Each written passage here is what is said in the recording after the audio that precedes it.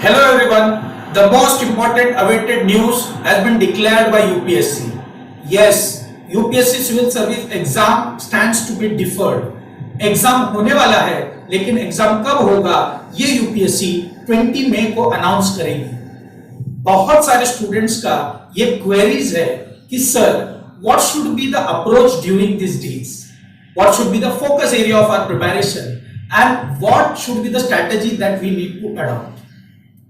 आज मैं गणेश शेट्टी सर और शिव गुप्ता सर इस वीडियो में ये सारे क्वेरीज को आंसर करने की कोशिश करेंगे। Hello everyone, now all of you know UPSC ने प्रीलिम्स 2020 को पोस्टपोन या डिफर कर दिया है।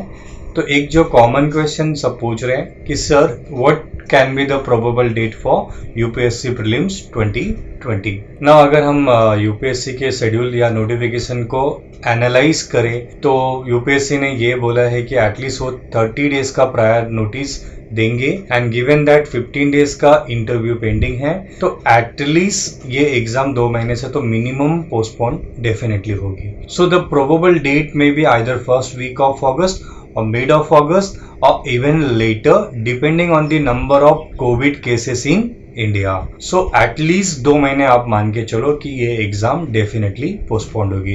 So most probable date is the either first week of August or mid of the August. Tentative date का ख्याल रखते ही बहुत सारे स्टूडेंट्स का एक दूसरा क्वेरी आ गया है कि सर वो should we stick to our prelim preparation और should we go for mains. तो मैं कहना चाहूंगा कि दो नाव पर सवार रखते हैं तो डूब जाने का खतरा बढ़ जाता है। फर्स्ट अटेम्प्टर के लिए मैं ये खास हिदायत दूंगा कि you should stick strictly to your prelims. इसका रीजन है प्रीलिम्स से मेंस पर स्विच होना, मेंस से वापस प्रीलिम्स पर जाना, ये स्विचिंग का एक्सपीरियंस उनको उतना नहीं है। सेकंड, प्रीलिम्स करे मेंस करे कि दोनों करे, ये कंफ्यूजन में रहोगे तो मेंस ना अच्छा तैयार होगा और प्रीलिम्स में तो वैसे ही डिस्ट्रैक्ट हो चुके हो। थर्ड, प्रीलिम्स और मेंस ये साथ में तैयार करने के लिए आपका 1 से 1.5 महीना चला जाएगा, which the first attempters could not afford. So first attempt वालों के लिए ये खास एडवाइस है, ये स्ट्रिक्ट एडवाइस है कि you should stick strictly to your prelims. Yes, monotony change करने के लिए आप क्या कर सकते हो, अपने कमजोर सब्जेक्ट्स को और स्ट्रांग बना सकते हो। अनटच्ड एरियाज जो है उसे रीड करो, रिवाइज करो और उसके ज्यादा एमसीक्यूज आप प्रैक्टिस करो। नाउ नेक्स्ट जो प्रोबेबल क्वेश्चन है कि sir how to prepare for the GS. तो जीएस के प्रिपरेशन को हम लोग 2 पार्ट में डिवाइड कर सकते हैं। पहला कंप्लीशन ऑफ सिलेबस, दूसरा सॉल्विंग द टेस्ट सीरीज। तो इन दोनों को मैं अलग अलग कवर करूंगा। Now as far as completion of syllabus is concern, तो इसको हम लोग 2 पार्ट में डिवाइड कर सकते हैं।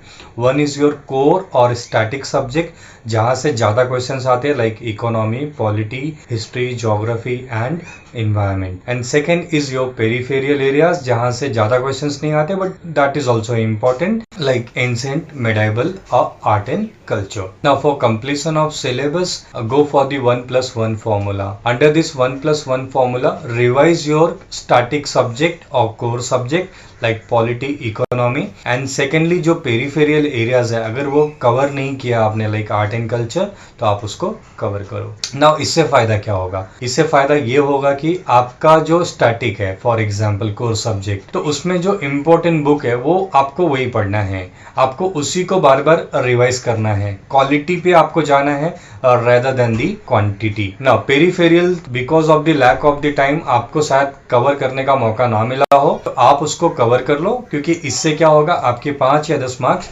बढ़ सकते हैं, जिसमें आपको डेफिनेटली आपके कॉम्पिटिटर से एक एज मिल सकती है। बट अगेन फॉर पेरिफेरियल आप बहुत डीप में ना जाएं, सिर्फ स्टैंडर्ड बुक को पढ़ें। So therefore for completion of syllabus you should follow the 1+1 formula. आप जो आपका कोर सब्जेक्ट है like Laxmikanth for polity, Rajiv Ahir for history, आप उसको रिवाइज करते रहे जितना पॉसिबल है, नए बुक के चक्कर में ना पड़े। इससे ये हो सकता है कि ना तो आपका पुराना कवर हो ना तो नया। बेटर आप पुराने बुक को ही बार बार रिवाइज करें, इससे आपकी एक्यूरेसी डेफिनेटली बढ़ जाएगी। एंड इसमें आपको प्लस क्या करना है, under the 1+1। So under the 1+1 जो पेरीफेरल आपका अगर छूट गया है तो आप उसको थोड़ा ऐड ऑन कर लो, जिससे आपके 5 और 10 मार्क्स डेफिनेटली बढ़ जाएंगे। Now as far as test series is concern, you should follow the alternative day formula. Now already आप सितंबर, अक्टूबर या दिसंबर के महीने से ऑलरेडी आप बहुत सारे टेस्ट सीरीज सॉल्व करते आ रहे हो। सो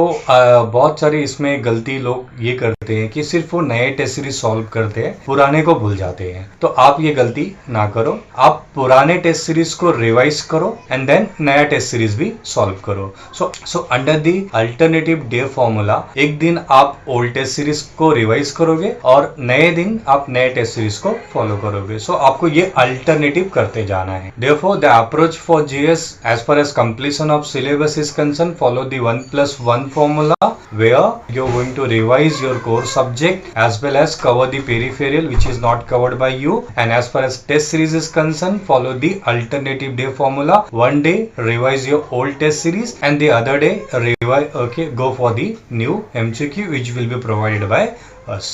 बस मैं इसमें इतना ही ऐड करूंगा, शिद्दत से देखे गए सपने जरूर पूरे।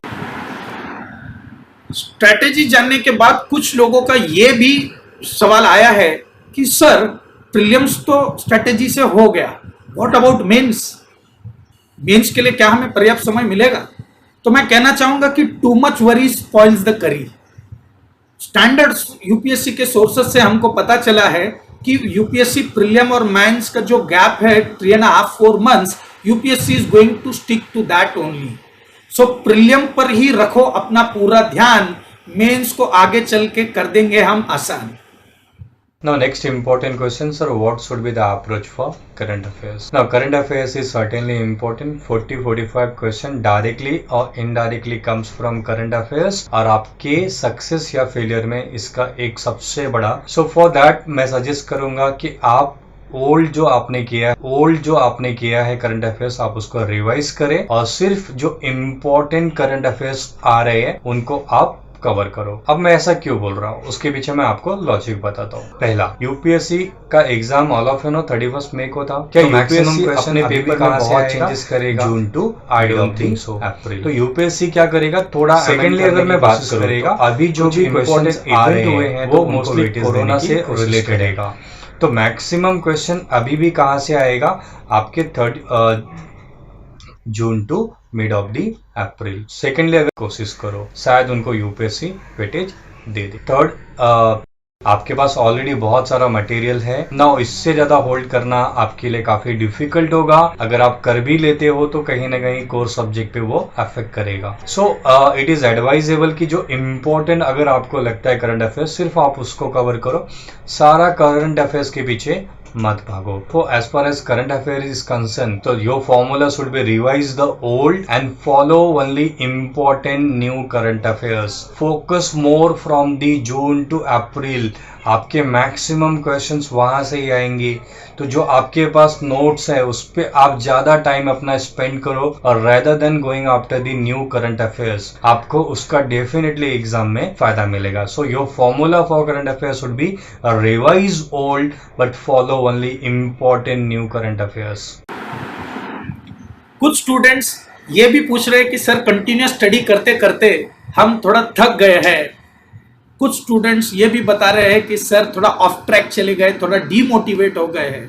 सीरियस कैंडिडेट भी बोल रहे हैं कि सर हम थोड़ा वेयर आउट हो रहा है कंटिन्यूस पढ़ाई करते करते। तो इन सभी के लिए मैं कहना चाहूँगा कि ये संघर्ष की घड़ी है।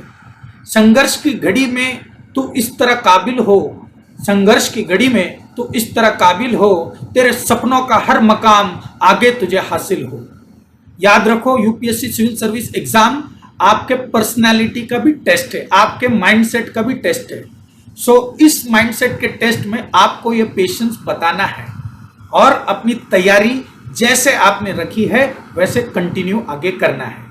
जो लोग ऑफ ट्रैक चले गए हैं उनको मैं बता देता हूं कि लाइफ ने आपको ये मौका दिया है फिर से ट्रैक पे आने का, तो इसे पकड़ लीजिए और फिर से उसी तरह अपने प्रिपरेशन में लग जाइए।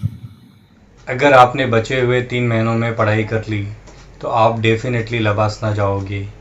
अगर आपने बचे हुए 3 महीनों में पढ़ाई कर ली तो आप डेफिनेटली लबासना जाओगे, वरना मुझे बताओ कि अपने सपनों को कैसे भूल पाओगे। Therefore it's a blessing in disguise।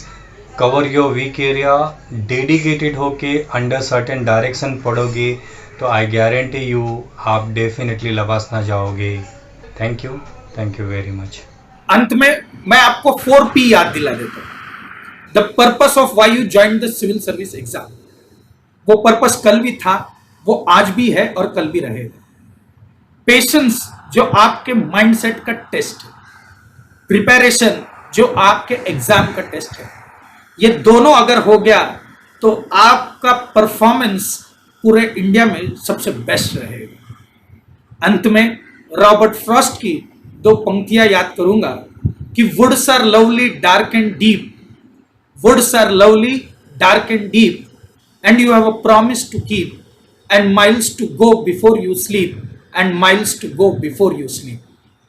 Thank you.